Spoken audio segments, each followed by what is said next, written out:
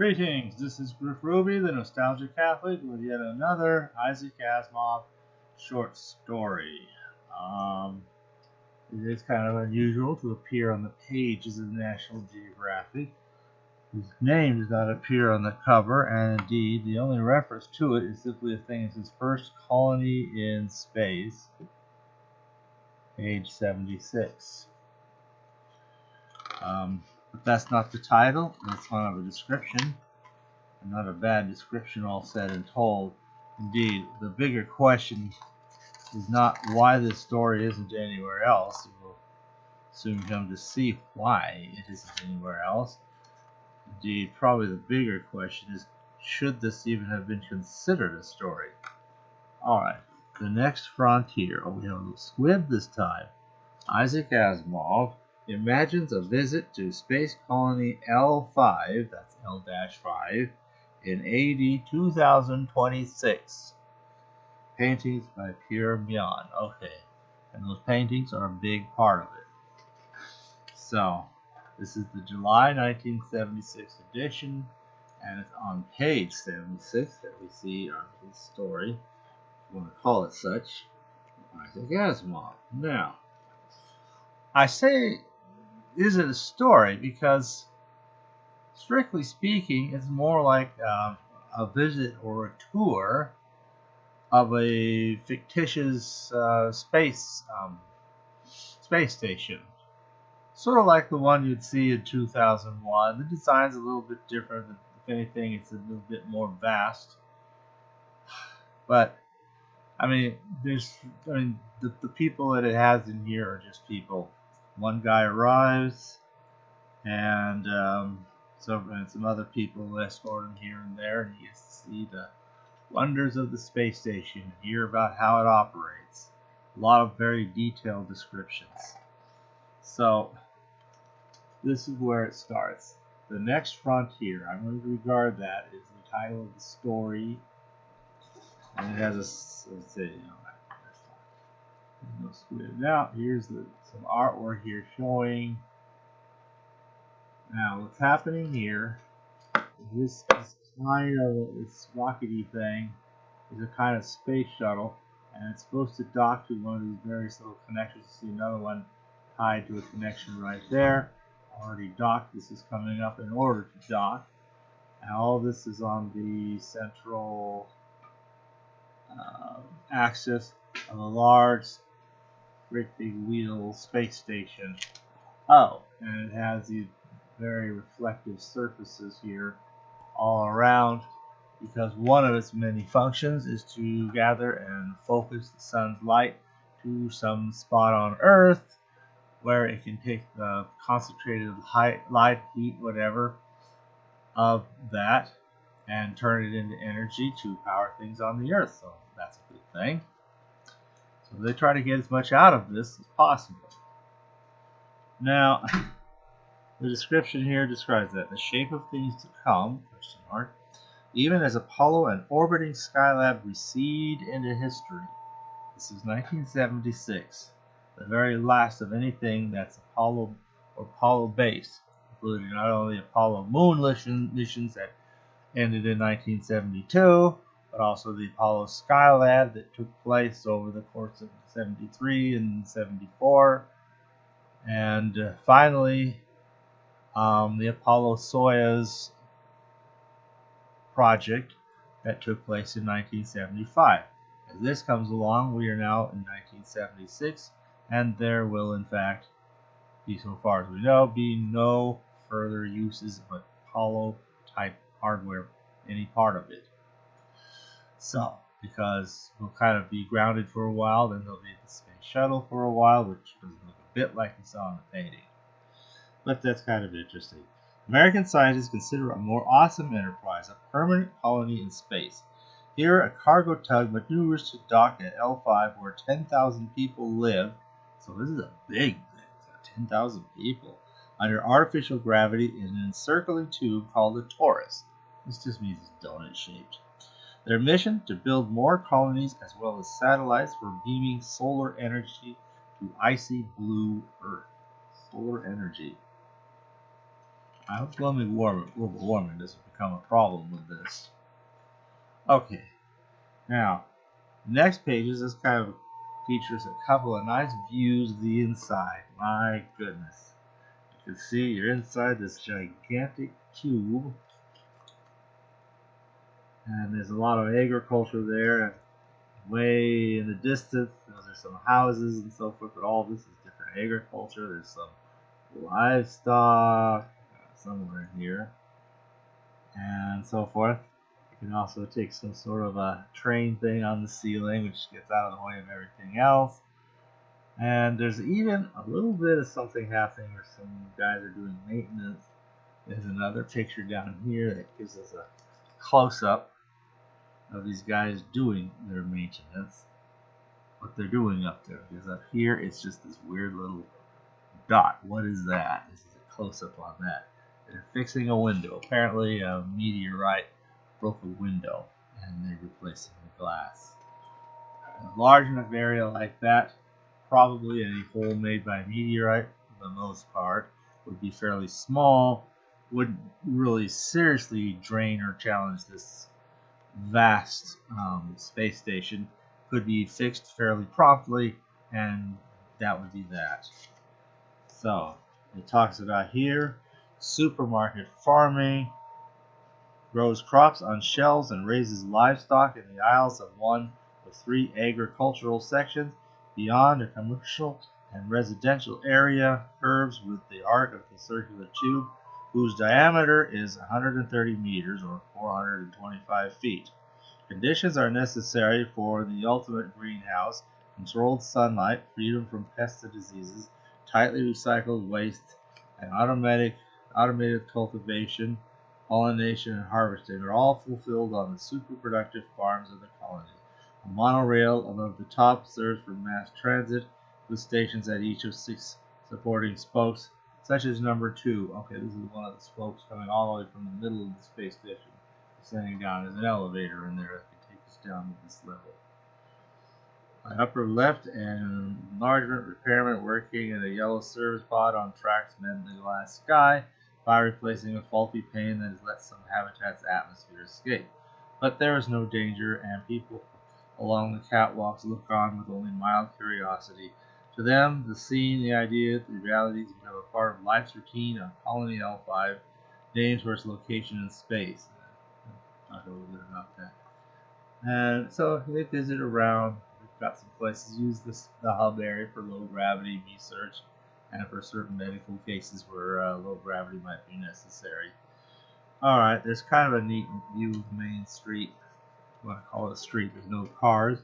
Apparently there are bicycles. You see a little bit of one in the corner there. And people, and escalators, for crying out loud. People going up and down there. Nice big open area. You can see another one of these tubes. In this case, it's tube number 1. It kind of shows on the side of it. Again, descending from the spokes and from the hub of all the spokes. And this is it looks fairly pleasant place, all said and told. And the caption reads, Main Street, hometown, Cosmos, finds colonists on the move, passing the stacked modular habitations and shops of L5. Fountains and fruit trees relieve the stark simplicity of a manufactured environment. The alumni of Earth can order buildings, climate, and sunlight to suit. Yet L5 is no playground in the void. Hard-working pioneers make it the latest outpost on a limitless frontier. So, let's see here. And it talks about what it would be to be on the elevator from the middle to the edge, because it does turn around. You're going to have these Coriolanus effects or something, because things kind of spin around. But I guess the idea is that by the time you get all the way out to the rim there, where you get normal gravity, it's turning so slowly that you can get used to it fairly quickly. I think people probably would. And it just feels like having gravity. Although it actually turns about once a minute. Ooh, okay. So it looks kind of Earth-like. It's stunning to our visitor. They're still having to make things different ways, like a milkshake actually made from goat milk. And this hair of the dog. Which is to say, well, you're a rabbit burger. How about a rabbit taste hot dog. Apparently rabbits breed well. Probably overrun the whole place if you're not careful, though. But anyway. Oh, we have a little note from the editor. It's kind of cool here. Let's just read this because it's kind of tiny. Far from being science fiction, this article visualizes the outcome of a serious proposal worked out last year by a group of 30 engineers and social and physical scientists. It will be described in detail in the NASA publication Space Colonization, a Design Study, to be published next month. Address inquiries to Professor Charles H. Holbrow, Colgate University, Hamilton, New York, 12346, or Dr. Richard Johnson, Ames Research Center, Moffett Field, California. Okay. Well, might be interesting to track all that down. And it kind of describes how this works. This kind of describes the orbit that it's in. It's Moon's orbit L5. So it's a Lagrange point, around the Earth. So, let's see. On a celestial ball field, Earth is home plate, Moon is second base, and point L5 is first base. Of the 5 points numbered above where gravity and centrifugal forces of Earth and Moon balance each other, the chosen site for the permanent space installation is at L5. From low Earth orbit, mining gear and personnel are sent to the Moon while the factory and key workers are rocketed to L5. Then, in a double play, raw materials are fired from the Moon, caught at the stable point known as L2. I guess there's supposed to be a stable point up here even further away from the Earth to the Moon in the direction of that. I don't know how that one works. And then hauled to the factory for the building of the space colony. It, in turn, builds solar-powered satellites that are towed into geosynchronous orbit above the Earth. I'm not sure I buy all that. I mean, Lagrange points are real. Our Webb space telescope is in a Lagrange station relative to the Earth and the Sun and so forth, which is in Earth's orbit, quite a long ways away from the Earth in that orbit, either ahead or behind. Just like Jupiter has moons, and then there's these Trojan asteroids that are in little places. So it's kind of like that. So the colonies, well, they're not going to do much. They ask a question here. Our visitor says, could there ever be more colonists than Earthmen? Oh, that prospect is far in the future, if ever. For centuries at least, the number of colonists will be only a tiny fraction of Earth's population, so that the mother planet will have to continue efforts to control population. Be careful now, we're passing through one of the airlocks. Oh, yeah, extreme caution when you go through airlocks. So, let's see here. We have a view of some of the stuff going on the Moon, where they're mining all kinds of really neat minerals. There's part of it, and there's the rest of it. Wow, there's a roadway to somewhere, and a runway or something, and all these various tractor-like vehicles scooping up Earth's moon soil, I should say. Okay. Big caption. It seems like sheer fantasy. Yeah, it does. Actually, I don't think more so now. Even if someday, 100, 200 years hence, there might actually be something vaguely along these lines. Mining the Moon to build colonies and satellites in space, but scientists now see the project as practical and profit-making. Mining is itself sandbox simple. A front-end loader scoops lunar soil from a rectangular pit. You can actually see it there. And to then climb up a ramp to dump the soil into a compression station. This is linked to what resembles a pipelines on a trellis. Enter a new concept. Lunar soil is pressed into 10-kilogram pellets. These are fed into metal buckets within the pipeline. Nuclear power generates electricity to surround the pellet-bearing buckets with a magnetic field. It's accelerated for 10 kilometers at 2,400 meters a second, the speed needed for an object to escape Moon's gravity. The buckets jettison the pellets, which continue on into space. Some 80,000 kilometers away at point L2, a mass catcher traps the pellets up to 1 million metric tons a year. which are thereafter transported to L5, tethered to L5 by a 10-kilometer transport tube.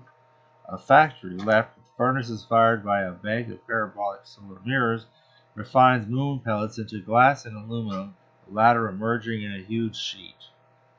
Okay, so here we are. In the distance, there's the little donut of the torus of the spacecraft. A very long shaft down to this sort of factory thing. And you can actually see the aluminum sheet just kind of coming out into space. You can just have it wherever. And then they can just gather it up, roll it up, whatever they want to do with it. And slice it and dice it and use it. Okay. Nothing is wasted. Byproduct oxygen becomes part of the colony's atmosphere. Slag becomes shielding to block dangerous cosmic rays. The colony under construction appears small in the distance. Building the habitat, following pages, piloted ants, assembling non-tethered ships, guide manufactured sections into place for attachment. Movable bulkheads on a section of tube. One numbered 3, upper left, continue and find an atmosphere for workers within. Mottled panels of slag for shielding fit together like paving blocks. Okay, I guess this is showing them actually still assembling this whole thing. Wow. Beautiful paintings anyway.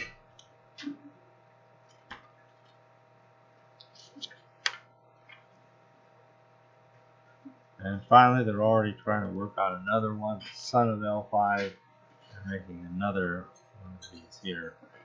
An enormous power station 10 kilometers across nears completion behind the spinning torus. That must be this food frame thing here, I don't know. The station will be towed into geosynchronous orbit where it will remain above one point on Earth's surface. Its mirrors will concentrate solar heat to drive turbo generators and produce electricity. Converted to microwaves, the energy will be beamed to Earth and reconverted to electricity. Eventually, space colonies and power satellites may be as plentiful as milkweed seeds in the wind. And Earth's energy crisis a forgotten episode. Oh, that sounds wonderful. Fascinating dream. You walk around and, I was walking on a catwalk, and on either side there were closely planted tiers. This picture on pages 78 and 79. That must be this agricultural looking page. And this one is our diversified sector, said Fenton. Here we have vegetables, chickens, goats, as well as rabbit hutches and fish pools. We depend on recycled water, and this sector contains one of our chief cycling stations. He points to a windowless metal structure. You mean waste? Yes, of course. We retrieve water from organic waste. What's left is fertilizer. Would you care to go inside? I shook my head. Perhaps not. Fenton nodded. Visitors rarely seem to want to. You understand, don't you, that recycling proceeds on Earth, too. There it is a much larger circle, less noticeable but more dangerous. We exclude the pathogenic bacteria from L5, as you must know from your own physical examination before you came. Frankly, there's far less odor in the cycling station than in the area with the chickens and the goats. Well, we'll keep on walking. There's plenty of other things to see, and just go on. It was the first of many others that would be larger and better, and might someday in the far future, who knows, bear within their graceful bodies the major portion of mankind's numbers. Dream on. Like I said, it barely qualifies as a story, but it was kind of interesting. But it is still fictional. I mean, it doesn't exist, and at the rate things are going, I think the chances of anything even along those lines being out there by 2076. I mean, if there was a real ambitious effort, maybe, but I don't know. There'd have to be a real strong, determined effort. Don't know if it'll happen. Maybe Elon Musk will live to be 120 to make it happen. Just joking. Anyway, that was our next story. It never got reprinted, therefore, never got reprinted anywhere. So, therefore, I would have to categorize this as a bit of an Asimov rarity. That's all. Well, the next will be more of a story. Thanks for listening.